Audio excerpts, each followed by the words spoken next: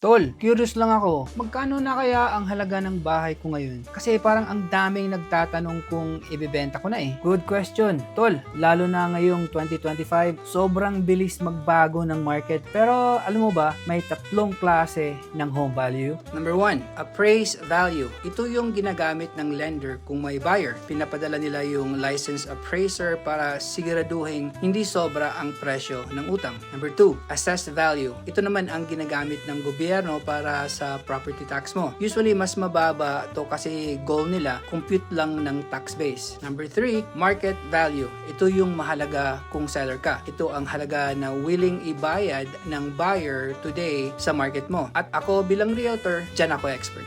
Pero tol, paano mo nalalaman ang market value? Through a comparative market analysis o CMA, tinitignan ko recent sales sa neighborhood mo, kondisyon ng bahay, sa loob at saka sa labas, age, size, style, market trends sa Las Vegas o Henderson, location at saka buyer behavior sa area mo. Zestimate, okay ba gamitin? Okay as rough guide, pero wag umasa. Di niyan alam ang upgrades mo, condition ng roof o vibe ng neighborhood mo eh. So, kailangan ko pa rin ng totoong tao, hindi lang algorithm. Exactly, kasi bawat bahay may kwento at kailangan ng experienced agent para malaman kung ano ang tunay mong pwede ma-pull na value sa market today. Gusto mong malaman kung magkano na talaga ang bahay mo ngayong 2025? Libre lang ang home value check ko. I-message mo lang ako tapos usap tayo kung sulit na ba magbenta o hintay ka muna.